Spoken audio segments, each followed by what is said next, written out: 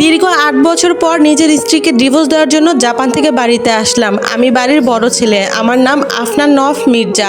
বাড়ির সবাই কিছুটা দুশ্চিন্তায় আছে। হয়তো তাদের ধারণা তারা তাদের বড় ছেলেকে সঠিক শিক্ষা দিতে পারেনি।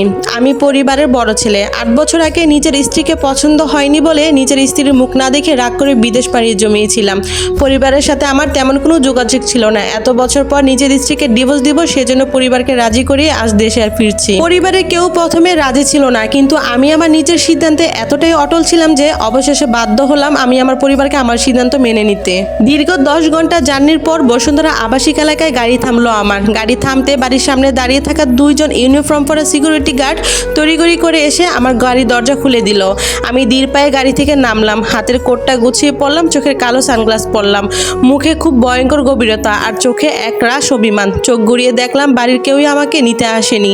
আমার বুকটা কেমন ধক করে উঠল। হঠাৎ নিজের জেদের কথা মনে পড়তেই নিজেকে শক্ত করলাম। কিছু দূর এগিয়ে যেতে দেখি ছোট বোন মিম দৌড়ে আসলো, ভাইকে শক্ত করে জড়িয়ে ধরলো। তা দেখে আমার ঠোঁটের কোণায় হাসি ফুটলো। আমি জানতাম আর কেউ না আসলো আমার পিচ্চি বোন ঠিকই আসবে। ভালো আছিস ভাইয়া? জানিস তোকে আমি কত মিস করেছি। প্রতিদিন মা অপেক্ষায় থাকতো তুই হয়তো একটা কল করবি, কিন্তু এই 8 বছরে একবারও কল করলি না জানিস। এজন্য মা রোজ কাঁদতো। এত রাগ তোর মায়ের ওপর? এবার অন্তত রাগ কমা ভাইয়া। আমার হাসি মুখটা গম্ভীর হয়ে উঠলো। না, কারণ মা বলেছিল ওই মেয়েকে ডিভোর্স না দিলে মাকে যেন আর মা বলে না ডাকি। এসব কথা রাগ বনু। এবার বলতো ওই পরিবারের সবাই এসেছে তো, মানে ওই মেয়ের পরিবারের সবাই? না ভাইয়া, এখনো আসেনি, তবে এসে পড়বে হয়তো। আপুর কথাগুলো শুনে কেন জানি আমার খুব রাগ হচ্ছে। আচ্ছা, ওই মেয়ের পরিবার তাদের মেয়েকে আমার ঘাড়ে চাপাতে চাচ্ছে না তো? মনে মনে এটাই ভাবলাম। তারপর আমার ছোট বোন বলল, কিরে ভাইয়া এমন রেগে যাচ্ছিস কেন? চল ভিতরে চল। আমি আর কথা না বাড়িয়ে বাড়ির ভিতরের দিকে এগিয়ে গেলাম। পিছনে তাকালাম না একবারও। হাতের ইশারায় গার্ডদের বললাম ট্রলি ব্যাগগুলো রুমে রেখে আসতে। বাড়ির ভিতরে ঢুকতে পরিবারের কারোর সাথে কথা না বলি সোজা গিয়ে বসলাম সোফায়। এই দৃশ্য দেখে আমার বাবা কিছুটা ক্ষুব্ধ হলেন। তার চোখের দৃষ্টি ধীরে ধীরে কঠোর হতে লাগলো। স্বামীর এমন দৃষ্টি দেখে ভয়ে কেঁপে উঠলেন আমার মা। এই কয়েক বছরে ছেলের চিন্তার শরীর যেমন দুর্লভ হয়ে পড়েছে, মনও তেমনই ঠুনকো হয়ে পড়ে গেছে আমার মায়ের। কিন্তু হঠাৎই গড় কাঁপিয়ে আমি চিৎকার করে বললাম, মা কই? আসছে না কেন ওই মেয়ে? দেখো আমি কিন্তু কোনো নাটক চাই না। আমি স্পষ্ট করে বলছি আমি ডিভোর্স দিতে দেশে ফিরেছি, না হলে কোনো ইচ্ছাই ছিল না এই দেশে ফেরার। তোমরা আমার সাথে যা করেছো তা আমি আজও ভুলিনি। সবার নিস্তব্ধতার মধ্যে আমার বাবা গম্ভীর গলায় বেশি এলো, ভদ্রভাবে কথা বলো আফনান। বড্ড অভদ্র হয়ে গেছো তুমি দিনের দিন। এতটা অভদ্র আমাদের পরিবারে আর কেউ হয়নি কখনো। আমি কিছু বলতে যাব তার আগে একটা কণ্ঠ বেশি এলো, আমরা এসে গেছি, সো দ্রুত পেপার বের করো, সাইন করে দেবে আমার মেয়ে। তবু অভদ্রের মতো চিৎকার করো না। এমন কথা শুনে সবাই পিছন ফিরে সদর দরজার দিকে তাকালো। আমি পিছন ফিরে এক অপূর্ব রমণীকে দেখে আমার হাতটা আটকে গেল। কেমন যেন দমটা বন্ধ হয়ে আসতে লাগলো। কে এত সুন্দর রমণী? বাড়ির চারপাশটা ভরে উঠলো। বোঝা যাচ্ছে কেউ যত্ন করে মেয়েটাকে সাজিয়েছে, যা জাপানের বড় বড় বিউটিশিয়ানদের কাছেও হার মানবে। রমণীর এমন রূপ দেখে আমি আস্তে আস্তে রমণীর দিকে এগিয়ে যেতে লাগলাম।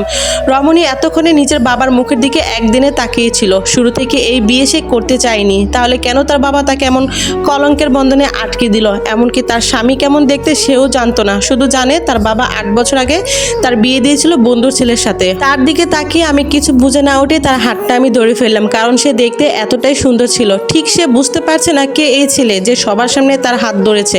পাশ ফিরে নিজের বাবার দিকে তাকাবে তার আগে একটা অস্থির কণ্ঠ বেশি এলো, তুমি কি আমার বউ? মানে বেশ কিছুক্ষণ হয়ে যাবার পরও রমণীর কাছ থেকে কোনো উত্তর না পেয়ে আমার আরো অস্থির হয়ে উঠলাম। এতটা অস্থির হয়ে উঠলাম যে গলা শুকিয়ে কাঠ হয়ে গেল। মনে হচ্ছে এই প্রশ্নের উত্তর না পেলে মরেই যাব, দম বন্ধ হয়ে যাবে আমার। নিজের ছেলের এমন অবস্থা দেখে খানিকটা হাসলেন আমার মা। দেখতে লাগলেন তার ছেলে আর কতটা পাগলামি করতে পারে। আমি কারো কাছ থেকে কোনো উত্তর না পেয়ে নিজের মার দিকে অসহায় দৃষ্টিতে তাকালাম, যেন বললাম, মা তুমি কি বলবে এই মেয়ে? না হলে কিন্তু অকালই তোমার ছেলে এই মেয়ের হলদের রূপে দেখে মারা যাবে। আমার মা শুধু হ্যাঁ বোধক মাথা নাড়লেন। তার মানে আমি বুঝতে পারলাম যে আমি যা ভাবছি তাই সত্যি। নিজের মায়ের থেকে উত্তরটা পেয়ে খানিকটা স্বস্তির নিঃশ্বাস ফেললাম, জোরে জোরে শ্বাস টানতে লাগলাম। এতক্ষণ পর হয়তো হারিয়ে যাওয়া প্রাণটা ফিরে এলো। তারপরে আমার আর কোনো দিকে খেয়াল নেই। আমি রমণীর 2 হাত ধরে বললাম, এত দেরিতে কেন আসলে বউজান? জানো তোমার প্রেমিক পুরুষ তোমার অপেক্ষায় ছিল, ওই যে একটু ছুঁয়ে দিবে বলে। বাড়ির সবাই আমার দিকে হা করে তাকিয়ে আছে। আমার বাবা রনি মির্জা ভেবে পেল না তার ছেলে কেন এমন করছে। আচ্ছা ছেলে পাগল হয়ে গেল না তো? তবে একটা চিন্তা তার মাথায় ঘুরপাক খেতে লাগলো। যে মেয়েটার জন্য তার ছেলে স্ত্রীর মুখ না দেখে বিদেশ চলে গিয়েছিল, সেই মেয়েটাই এই মেয়েটা নয় তো? তারপর আমি মেয়েটাকে নিয়ে রুমে আসলাম। হ্যাঁ, এই মেয়েটার জন্যই নিজের বউকে অস্বীকার করেছিলাম আর 8 বছর দেশের বাইরে ছিলাম। এইটুকু বলি কপালে চুমু দিলাম। বাইরে থেকে আমার বাবা মানে মেয়ের বাবা চিৎকার করে ডাকছে, সে কোনোভাবে এই ছেলের সাথে তার মেয়ের সংসার করতে দিবে না। আমার ব্যবহারে অপূর্ব চেহারা রমণীর রাগে মুখটা লাল হয়ে উঠল। প্রচণ্ড রাগ ঘৃণা হচ্ছে এই লোকটার প্রতি। কম লোকের কথা শুনিনি 8 বছরে, সে বারবার ওয়েট করেছে লোকটা হয়তো তাকে মেনে নিবে, কিন্তু লোকটা ফিরেও তাকায়নি। তাহলে আজ কেন এমন নাটক করছে? নাকি আমার রূপ দেখে পাগল হয়ে গেছে এই লোক? যদিও আমি এই লোককে ডিভোর্স দিব, কোনোভাবেই সংসার করা সম্ভব না, কারণ লোকটার প্রতি গত 3 বছরের ধরে ঘৃণা জমে গেছে, যা চাইলেও সহজে ভালোবাসায় পরিণত হবে না। তাই জোর করে ধাক্কা দিতে লাগলাম আমি। মেয়েটার নাম ছিল সিগনোতা। সে কোনো উত্তর না দিয়ে সোজা রুমের দরজা খুলে রুমের বাহিরে এলো। সেখানে তার বাবা দাঁড়িয়েছিল।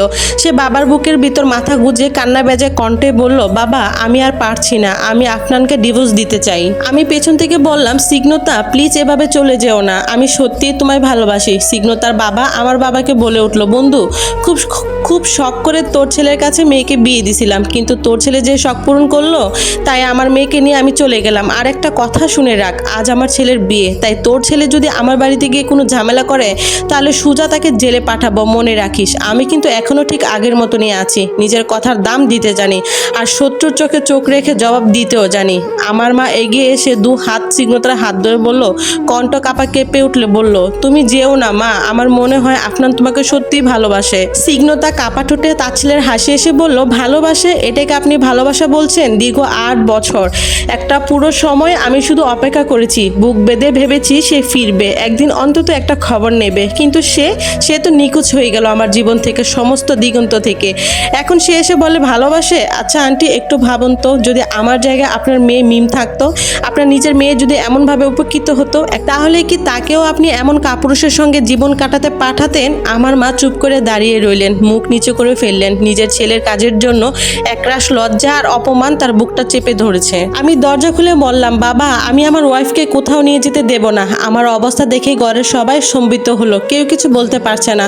সময় যেন থমকে গেছে, কেবল আমার আর্তনাদ বাতাসে ভাসছে। সিগনোতাকে নিয়ে বাড়ির ফিরতে সিগনোতার মা দৌড়ে এসে জিজ্ঞেস করলো, কোথায় গিয়েছিলে মেয়েকে নিয়ে? সিগনোতার বাবা কড়া কণ্ঠে বললেন, আফনানদের বাড়িতে গিয়েছিলাম ডিভোর্সের ব্যাপারে কথা বলতে, তবে এই নিয়ে আর কোনো আলোচনা হবে না, কারণ দেয়ালেরও কান আছে। বলেই তিনি সিঁড়ি বেয়ে ধীরে ধীরে উপরে উঠতে লাগলেন।